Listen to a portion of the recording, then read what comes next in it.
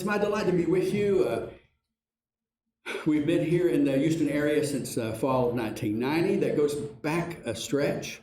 And longtime members at Talwood, now out at Sugarland, near our home, Sugarland Baptist, where my daughter serves on staff. Through the years, though, at HBU, we've had so many friendships that we've shared. A lot of staff people at HBU have been here, and students, and so on. And so, anyway, it's just really a privilege to be with you, and I'm grateful, very grateful. Okay, I have a couple of perfunctory matters. One is advertisement. I don't know that there's any way to do this other than just do it. So I'll be quick. Are you listening? I teach at Houston Baptist University. We are in the school business. The school business needs students. You may know someone who would benefit from an experience at HBU. You might also know somebody who's training, especially in my little world, training just to grow deeper in faith, or perhaps to prepare themselves, or better ready themselves for some ministry expression. And so we have several masters for you. We even have a D-Min and so on. And again, you may need to visit with me afterwards, or you may know someone, and you could bring to mind HBU in that way. We would be grateful, very, very grateful. So it wasn't too long, was it? But anyway, I'm just trying to say I'm in the school business. It's really not a business, it's a ministry. But anyway, we really are interested in connecting with people. And by the way, not that you're going to be overwhelmed by today, but when you hear the later people who are coming for HBU, you're going to go, wow, they've got some real firepower out there. And you might want to listen in on a class. And we have such a provision in place now. For a fee, you can come sit in the class, and you can also pipe into certain classes. And so to hear Craig Evans or Nancy Murphy, our big headliners, or I think you'll meet the Baggetts later on in this scenario, in this list of speakers. And there are a lot of great people to study with. Ben Blackwell, my co-author, is a very prestigious author and well-recognized folk. What I'm proud to say to you, though, is all these great academic folks that I teach with are also good folks who go to church, believe the gospel, and when they're not off speaking somewhere, they find themselves in a church and in a Sunday school class and so on. So they're not only kind of academically impressive to me, but they're awfully good people who are believers and active in their churches. So I would just say to you, if setting in on a class, you might have said that along the way, I wish I could set in on this class or that class. Well, anyway, that's a conversation we'd be happy to have, or any of my colleagues who follow me would be happy to encourage you as well. All right, that's the advertising part. That last part went a little longer than I thought. But anyway, I should be telling a great story to make you have confidence in me, but we don't have time, so just let me go ahead and give you the skinny. Here's the downside. Can you keep this a secret? I'm sort of hardly an apologist. I mean, I am when I'm trained that way. I was trained in philosophy of religion. It is in my bones to do this, but I am mainly a theologian. And my emphasis falls upon revelation and the necessity of the Holy Spirit to bear witness to that revelation and ABCs of the gospel, and that's where I start. And that's sort of who I am. So my version of apologetics is more like, okay, hear me. So there, did you hear that? All right, did you have that? Then I'm not crazy if I'm a believer, right? You will hear from a person or two in this mix of HBU celebrities that will follow. And they're hardcore apologists. They're like showing the rationality of faith. And by the time you hear their spiel, if you're not clicking the boxes and following along with them, they'll go, you're not so smart if you're not seeing the obvious truth of this, right? So I'm more of the mind of saying, I'm not crazy if I am a believer, then you're crazy if you're not a believer. You get what I'm saying? Like you failed on some logical front. But there's people with big apologetic muscles who are going to follow me, is what I'm trying to tell you. My apologetics is a little more text-based and a little more pastorally based. And so let me read with you some from John chapter 20 and talk about the resurrection as reported by John. We will dabble in the other text. And I'll start this way. I want to suggest to you that there's two basic orientations for this chapter 20.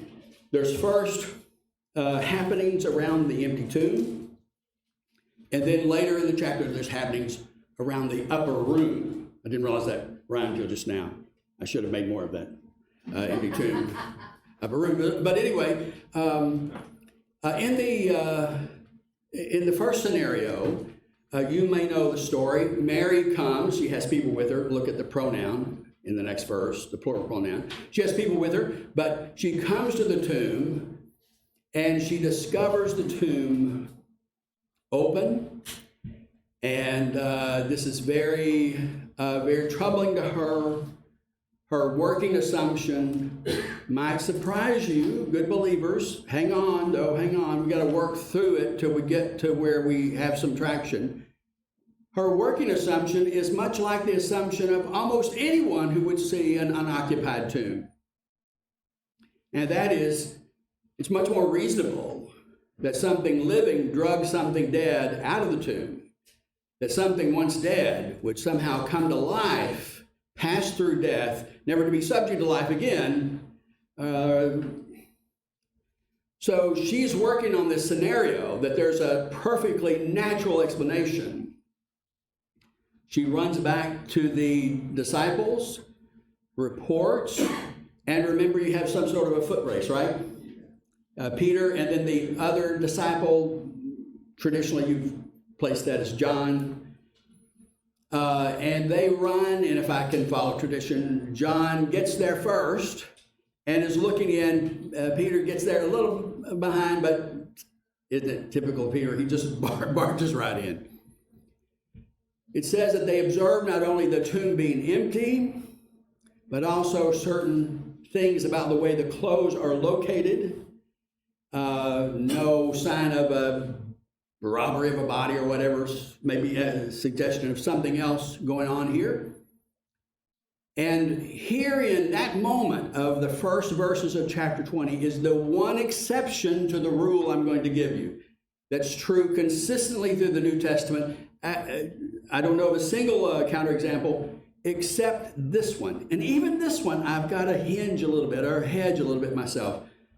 But it says that if we're talking about John, John believes. Now that's left us a real puzzle, believing what? Because in the very next verse or so, it goes on to say this: they didn't quite have the scripture thing figured out yet. Among other things, they don't have the Spirit, the teacher, with them in John's language. So they have not worked through this yet. So if you want to say that he believes, it's maybe some embryonic kind of belief or whatever. Other people come up with other things. He believes now the report that it's empty. It could be just that simple. There's a variety of explanations that you may imagine. They walk away from the empty tomb and go back. And then the risen Jesus appears to Mary.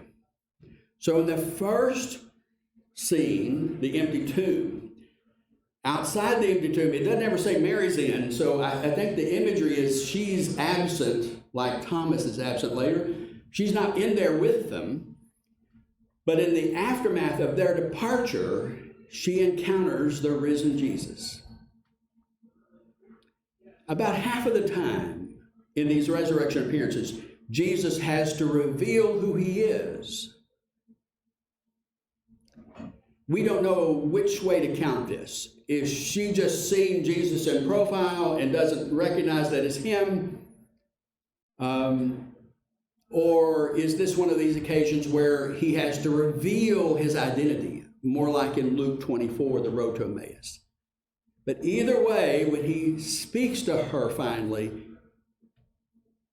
she understands who she is encountering, and she encounters the risen Jesus. And so that's the first piece of the puzzle there at the empty tomb. Now, in terms of believing the resurrection story, the empty tomb is crucial, but not sufficient. And I'll push some of you here because it goes along against the grain of some popular Christian literature. By the way, I don't blame anybody. When we're doing literature, we're filling in pieces with our imagination. Just understood that when you read a book like that or a novel or watch a movie, people are supplementing what's there. And I don't want to belittle or fault them. But the idea is this: there is not a resurrection faith yet. There's just not one present on the pages of the New Testament. These are not people sort of giddy, just sort of sure, sitting there with their Easter basket, kind of tickled one Sunday Easter morning, just kind of giddy about what they're going to find that day. That's just not the picture at all. In fact, faith in resurrection, much like faith in Jesus and his identity, seems to have been shattered by this ugly, shameful thing called crucifixion and the lack of other kind of events that might have triggered them and given them hope. The disciples seem to be downcast, worried, fearful. Now listen, the old Catholic teacher Raymond Brown used to teach this. An empty tomb does not a resurrection make. An empty tomb does not a resurrection make. Because all of these folks we count as early believers saw that empty tomb, and with one possible exception, or partial exception of John, here in the text that we've just alluded to, with that one exception, consistently throughout the New Testament, every witness in the four Gospels is these disciples were defeated. Think with me about the conversation he has on the road to Emmaus. All of it's past tense. We kind of thought he was the one, right? The idea, it's done and it's over, and, well, we're retooling for what may come next. These are not, again, folks sitting there, so excited, just sure something's going to happen. The events of Easter week were crushing to their faith. And even the empty tomb doesn't provoke Mary or the others to say, oh, well, I know what's going on. Instead, they work on the very natural sort of assumption that something dead would have been removed by something alive. Someone has stolen him, right? The empty tomb does not a resurrection make. But don't lose ground here. The empty tomb is very important. The empty tomb is the shared physical evidence. Non-believer and believer both can identify the empty tomb. And the empty tomb is important in so many ways because the story sets the frame for what's really in the conversation here. Notice we're not talking about somebody who lives on after or in the memory of the church. You wouldn't need to talk about bodily resurrection, right? We're talking about a bodily resurrection. And there's no sense in killing yourself about the empty tomb if we're not talking about a bodily resurrection. It tells us the kind of claim that Christians are making. It also tells us something in terms of their state, their mental state, what they were expecting, and so on. But most importantly, it is the shared physical evidence. This is what everyone, believer and unbeliever, can walk to and find and say, okay, he was here and he's not here anymore. It may have some apologetic value as well, in the sense that all it would have taken to kind of wrap this conversation up in a neat bow would be to drag out the dead carcass of Jesus. That would be the deal killer. And that does not happen. what we agree with believer and non-believer is this empty tomb. This tomb is unoccupied. It once held the genuinely and truly dead Jesus. They don't get this wrong in Roman executions. They don't bury people who are just in need of a little rest and resuscitation. He's good and dead. They bury him. It's an identifiable tomb. And that's the shared physical evidence everyone has to work with. Now, why would you today, or an ancient Christian back then, come to the remarkable claims about resurrection? Let's just pass by one more time to tell you we're claiming something that is remarkable and unprecedented. I am not here affirming to you that Jesus had this experience where he was dead for so many minutes and then came back to life. It's not a resuscitation. This is a very important kind of theological construct. The argument is that Jesus, as God's Son, is genuinely human, and he experiences a genuine death. He's really good and dead and really buried. He faces death, and he comes out on the other side, victorious over death, that has the hold on all the rest of us. Remember this sin and death kind of thing, right? Find it in the narratives of Genesis, find it in Paul's reflection.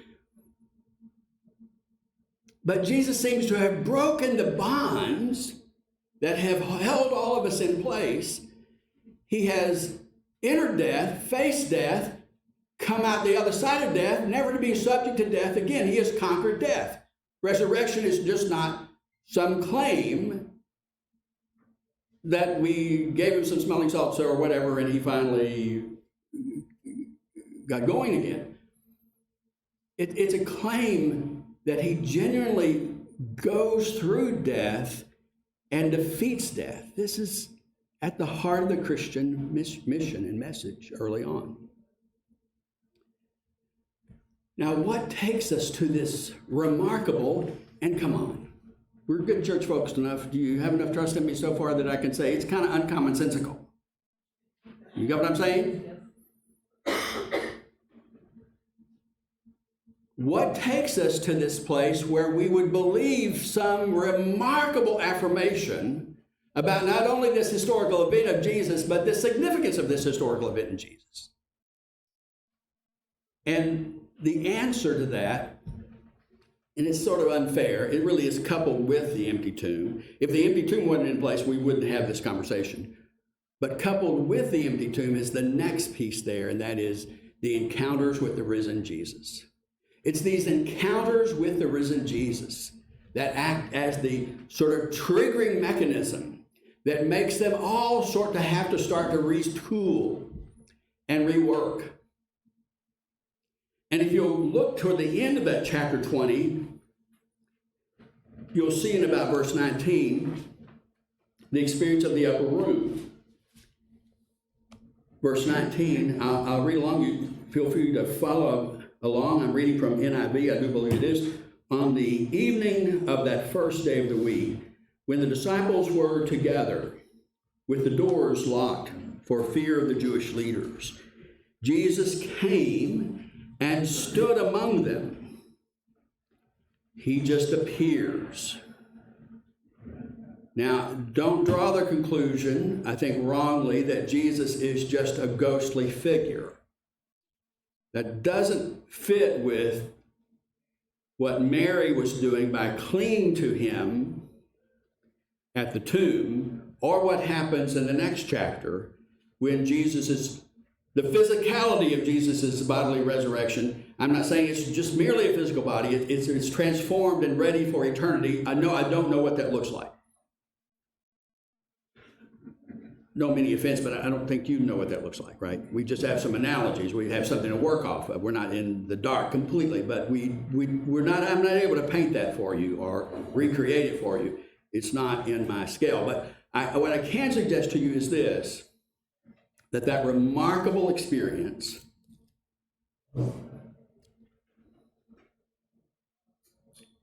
is this refashioning. It's almost like a recreation. But it's still tangible. This is more of a memory device than some exegetical point, but Paul calls it a spiritual body, and some people do the same thing with that. He's just like a ghostly figure. Again, I think there's plenty in Paul to suggest, no, he views him as tangible, the same imagery about a seed sown and then the reaping. There's some continuity between the physical body and so on. I don't think we'll be in heaven as just a bunch of souls floating about. I think we will be, our ultimate destiny is for us to be resurrected. And all of creation matters. All of you is damaged by sin, and saving's going to fix all of you, the physicality and the spirituality and whatever, how you want to slice the pie, whatever there is of you. The gospel is going to reclaim all of you, including your physicality. And I think that's documented well in this early portion of this verse where Mary clings to him and he says no. And then later when he reunites with the disciples in Galilee in chapter 21. In fact, it seems to me that John's going out of the way to give us evidences that this physical Jesus is a tangible Jesus. But he's not limited, and he just appears there. And they now face this risen Jesus. Look at what he says to them. Peace be with you. He showed them his hands, his side. They were overjoyed. Verse 21, again he says, peace be with you. He commissions them, as the Father has sent me, I now am sending you. And I don't know what to do with this altogether. You'll just have to put this in the theological pipe and smoke it. But here it is. And with that, he breathed on them and said, receive the Holy Spirit. There's not really much room in John's vocabulary for there to be any time of Christian existence that's not Holy Spirit existence. You get what I'm saying? In John's vocabulary, these things are right there together. He goes on and talks about the importance of their proclamation and their ministry as the church about forgiveness of sins. But what's true here? What do you remember about this first episode? What you probably remember is what's not stated just yet. And that was one of the players, Thomas, was not there. Now, what do we do with Thomas? Now, in the scenario, there's again an effort to identify both of these people and signal them out. Mary, in the first part of the chapter, she's not in there with those disciples in the empty tomb, apparently, but yet she's the one who sees the risen Jesus. She's the one who comes to believe, and she's commissioned by Jesus to go back and bear witness to what she now knows firsthand to the disciples. Talk about persistent unbelief. That apparently does not seal the deal for them. They still struggle. Now, in the second scenario, Jesus addresses that. He encounters them. They come to this belief. He extends to them this ministry, this blessing, this spirit that makes them alive. Again, it's kind of a new creation, not like thing, like the salvation is like a new creation. It's like getting creation back on track. And now they have this spirit, and now they have this life in God. And now they have this new destiny to share in the resurrection of Jesus.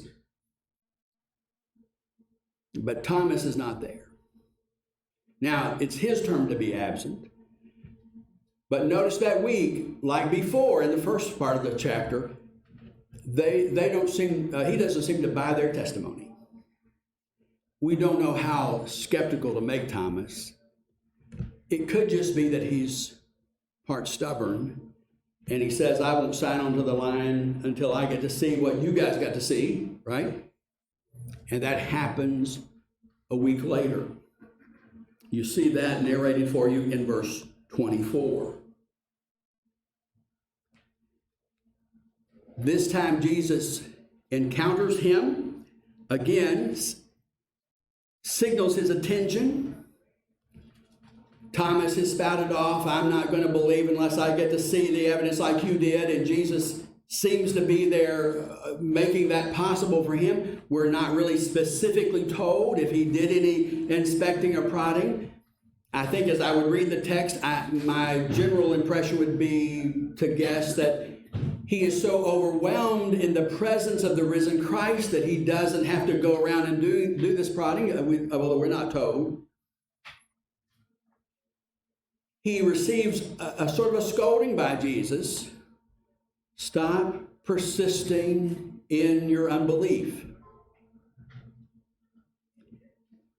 And when he sees the risen Jesus and is challenged by him, he sort of makes a good bookend for the Gospel of John. I know there's another chapter to come, but you have this explicit declaration of Jesus' divinity. My Lord and my God. And I think that is a good bookend to what you find in the prologue, right? The Word was God, the Word was with God, so on, and then the Word was incarnated. And so you have this explicit sort of articulation, I think, in both places. There's some tedious disputes that I don't want to drag you through, but there's a question as to whether they use there the full throttle word for God, a combination of article and the word for God. If that's not there to your satisfaction, though, in chapter 1, it does play out that way in chapter 20. So, all this to say, now Thomas is commissioned, and he is charged with sort of this, a little bit of a scolding. You got to affirm or believe because you got to see. But just like Mary was commissioned to report, right? Now he's commissioned to the new or will be or would be disciples. People who I've called in the little handout second-handers. No offense, but the idea is this. Just like Jesus has spelled out in chapters 14 and 16, right? I'm going away, right? I'm coming back. There's this articulation in John's thinking. It spells out here in this next to last chapter. He's going to be ascended and have this place of honor, but the people who will come after these resurrection appearances will come to believe on the basis of the testimony of others. They won't get to do something like John did, and that is require evidence. Now, Thomas then is commissioned, the rest of the church with him, to take this story and ask for this remarkable affirmation of faith. And I want to tell you, you already have the two crucial building blocks, although there's more. And those two crucial building blocks are the empty tomb. It doesn't take you all the way there, but in concert with the risen Jesus, when the risen Jesus is seen, now they have an explanation for this most uncommonsensical, counterintuitive explanation they have had, right? And now they have this explanation, and it's warping with their time and their schema for how the world was going to play out, which is probably the big reason why they didn't jump on this before, because Jesus had mentioned resurrection before, right? But at the same time now, it seems that now the cloud is lifted. And the risen Jesus and the experience of the life and the spirit from the risen Jesus is letting them understand what was really going on. And it took some major retooling for them. Now, I don't need to keep you here exactly all day. And I wanted to leave 15 seconds at the end of our time for questions. But anyway, here it is. If you want to keep working down this list, what are other things that people find significant? Well, you'll note, although there's a good bit of variety in the description of these, right? Are they young men? Is there one inside the tomb, right? Between the four Gospels, but there are angelic witnesses there. And in the other accounts, it may be fair to say they play a greater role. You'll notice in Matthew, for example, especially, there's also these cosmic signs. The earth wasn't still when this great resetting of the future and the resetting of the destiny of the world occurs in Jesus' resurrection. The earth did not stand still, but seemed to be accompanying. I think it's fair to talk about our scriptures. Not only what they report, but maybe for our purposes, it's more of the indirect sort of material about the scriptures. It's just not what they say, but the way they say them. And I think there's an amazing and stubborn authenticity that rings through them. You find this witnessed by so many people in the world. Jürgen Moltmann, as a young convert, this was something that really meant something to him.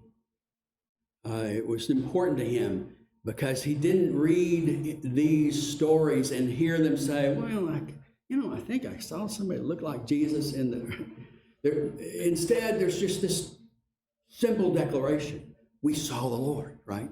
There's an authenticity to it and so on. Notice as well that these Gospels, in fact, maybe more than some of you and I are comfortable with completely, these Gospels offer a kind of a stubborn variety. Like those angels are called all these different things. Now, does that mean they can't be harmonized? No, I don't think so. But at the same time, notice this. This is the stubborn, complicated, varied theories of an experience of eyewitnesses. This is not the forced fabrication of a document you would write after the fact. And C.S. Lewis, by the way, as well, in his own journey to faith, found this to be a stubborn matter. Why, if these are, again, created to generate this effect, why weren't these things, well, ironed out, right? Wouldn't any stylist pretty quickly want to iron them out? But that's exactly what you don't have. And even good-hearted people who really believe the Gospels early on offered efforts to kind of harmonize the Gospel. You might have wanted a book like that, right? Instead of having to read all four and try to put them together, wouldn't it be nice to have just one nice continuous narrative, right? Well, there were such ancient versions of this called the Diatessaron, for example, that come to mind. But eventually, the church just says, no, we trust these four. We will depend upon these four. And again, I think it's the authenticity of them. I think that's quite important. I think you could also, find encouragement and build a case or mark evidence, if you would, from the witness of the witnesses, I call it.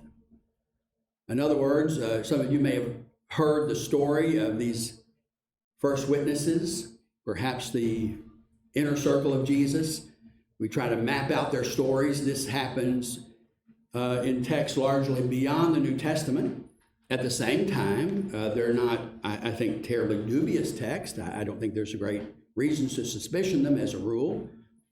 But what we don't find is this. These people did not broker some deal they concocted to get rich. In fact, the stubbornness of this testimony, it seems we have every good reason to believe that for a number of them, they died as a consequence of this stubborn witness to what they believed was the unmistakable truth. We saw the Lord. I don't know how far you'll get in today's skeptical world with the witness of the church. It wasn't all that long ago that people thought of the church, and they may not believe, and they may know of some scandals or some hardships or some hypocrisy, but they thought the church did some good in the world and so on. I don't know if you're noting, there was a survey done in a magazine called First Things not that long ago, which tells us we're in a new place where people in culture generally are not positive toward the church, in fact, are not neutral toward the church, in fact, are quite negative to the church. I think that's tragic. It goes along with, I think, a failure to tell our story very well and so on.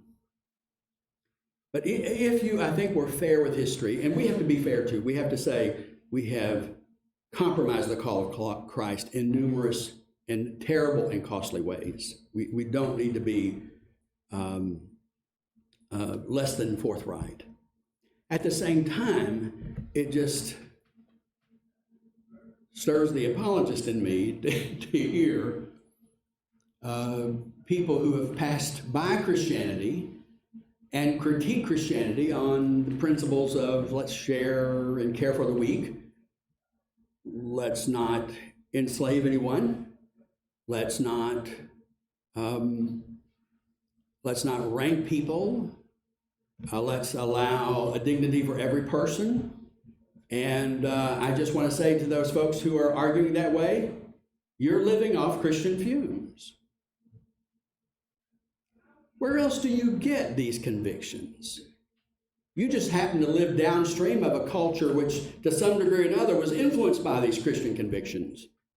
Find who else in history ever rolls back slavery. By the way, slavery is still not rolled back. There's still a great many slaves in the world. Some people who say there's just as many slaves in the world today as when they're at the height of the transatlantic slavery. It's very difficult to count slaves now because many places that hold slaves don't legally permit them, so they can't be called slaves or whatever, but it becomes very complicated. But I just want to say to you, slavery has always been and is still pressing with us, and it's a horrible evil in our world. So what cultures have rolled back slavery? It's only happened twice in human history, and it's in the wake of Christian influence. So in other words, maybe they have something to say, you haven't lived up to your message. At the same time, I just want to say to them, where would you get these ideas? Why would you think you would normatively, or you would have some other source to gather this kind of disposition and this kind of vision about how to treat people with dignity and so on? I want to argue that comes from people, even if they've long left the church, they're still working off the church's fumes. You get what I'm saying? They have no justification to hold these ideas in their own secularity. But they have the Christian vision without the Christianity. You get what I'm saying? I think if we could ever have that fair conversation, I think it is important to argue this way. What would cause the phenomenon of Christianity? And here I think resurrection is a very compelling alternative. Last, not least for me, but last is religious experience. And I know if you're a true apologist, you don't want to go here probably because you want to say, well, all kinds of people have religious experiences. They seem to be very compelling across traditions and so on. Okay, I understand. But the fact that it's not the most compelling evidence in the world does not discourage me, because I think for people who have this religious experience, this is a very important piece of the puzzle. Now, I get it. The church is a big place. We go at things in a lot of different ways. We come to faith in ways that we narrate differently and so on. I'm here in a Baptist church. You're here in a Baptist church. I want to say there's probably a pretty good guess that you and I are conversionist, right? We think you kind of get started because you have this experience of conversion or turning. and you come to this experience where you reorient your life and you feel like God has done something within you, and you track off on this new direction, you come to faith. I'm a conversionist.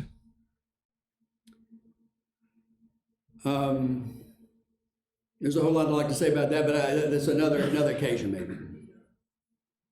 I think we get looked down upon and dismissed sometimes because we're conversionists, but I think Baptists have had a tough go at things lately.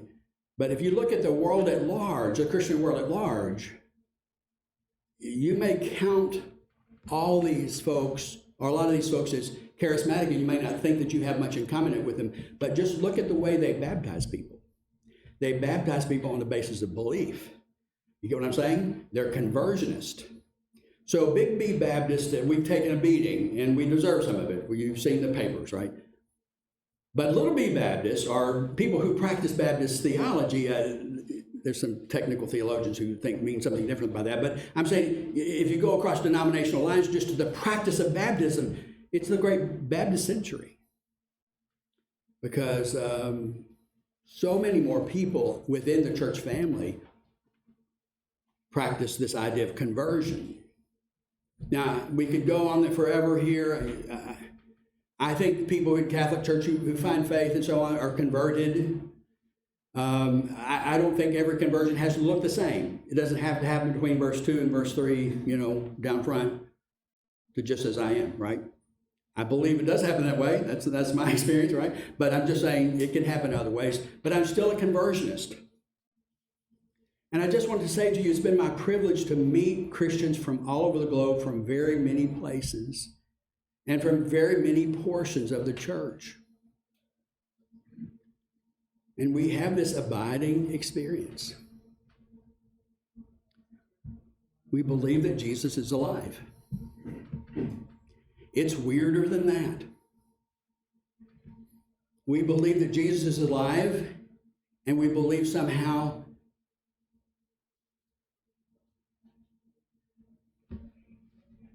grab a hold of the table. It's getting dramatic. I believe we can know him. I believe he knows us. Wow, am I pushing you? I am not someone who's given to this. In a way, I feel it's ironic that I've been called and brought to this place because I'm not a person who's just natively understanding faith and the intuitive things of faith and so on, and what God has done in my life. He's kind of drugged me to get me here. But after all these years, I'm to a place where I can say this. I think there are times when I sense his presence. Wow, that's kind of out there, isn't it?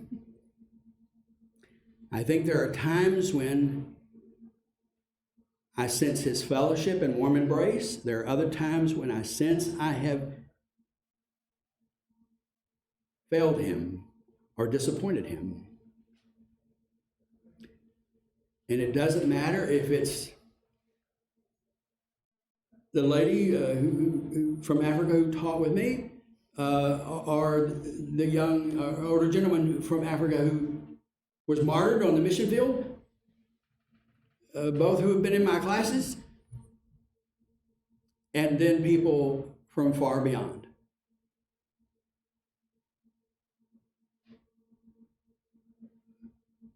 Dig around, ask the question. You'll find that maybe the most common Christian conviction is this: he's alive. And I just want to say to you, I don't want to dismiss the importance of religious experience, because the experience of God that as I have encountered him in Jesus Christ fits perfectly with the story of the resurrection. And I've come as a second-hander. I've heard others tell the story. I've seen them bear witness. I've read these stories with them. And I've come to this place where I believe. I believe. At times I think my faith is buoyed because I belong to the whole church, right? And there might have been an occasion in my early years where I thought I had to defend the Christ right so I could kind of hold the church up, right? And I look back at those things now and I feel kind of really silly, because the truth is this. I wasn't holding the confession up. I wasn't holding the church up. What? The church was holding me. And the confession was informing me and giving me life, because these are the tried and true witnesses of the life that is still found from the living Jesus. And the whole sense of destiny I have, and the whole sense of salvation that I encounter in this conversion, is that my life is no longer going to be,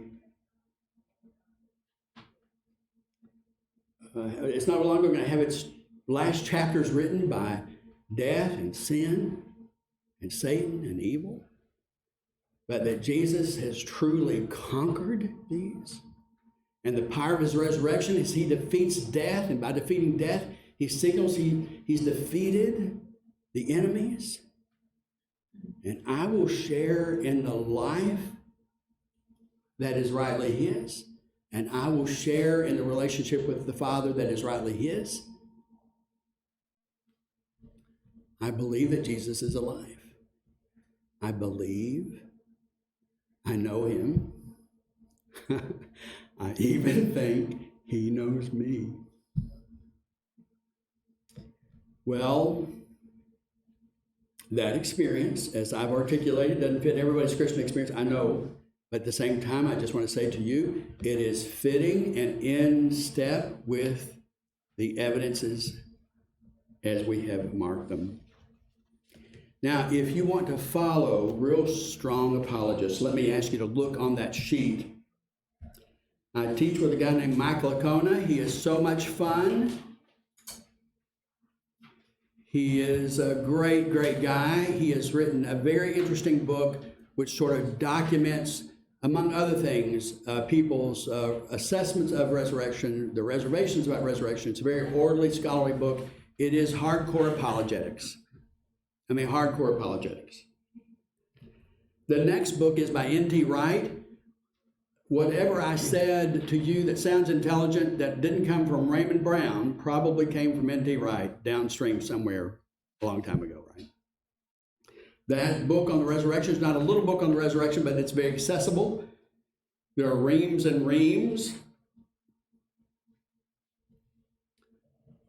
Information about what people thought about resurrection and the Jewish background for resurrection, how the disciples came to believe in the resurrection. It is an artful and beautiful read. It is accessible to you. There are some popular books at the bottom. Craig Evans and Darrell Bach has a slew of books that take these materials and make them accessible to popular markets. Both of them are prestigious scholars that have substantial scholarly work and heavy-duty testimony and work in the upper echelon. But they also have versions that are much more accessible. So giving a book to someone might come from one of these two authors. Last is the one on the very first one. It's a conversation between a critic. His theories have fallen a little bit out of popularity, but John Dominic Crossan and N.T. Wright had this huge conversation, a kind of a point-counterpoint conversation at New Orleans Seminary years ago. This book captures that. It would give you in a brief article or two a summary of Wright's 700-page book. It would also give you, if you're a hardcore apologist, it would give you, like Daniel Lane Craig, it would give you an apologist assessment of this conversation. You know, like, oh, he could have strengthened his argument here and so on.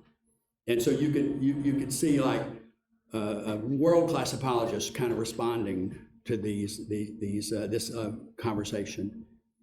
And that book, capturing that conversation, is a much smaller book. And again, if you want something to do a bridge work from apologetics, from New Testament studies to apologetics, that's a good volume because it'll have several articles. So in case I didn't make myself altogether clear, at the bottom, first books to start with, right?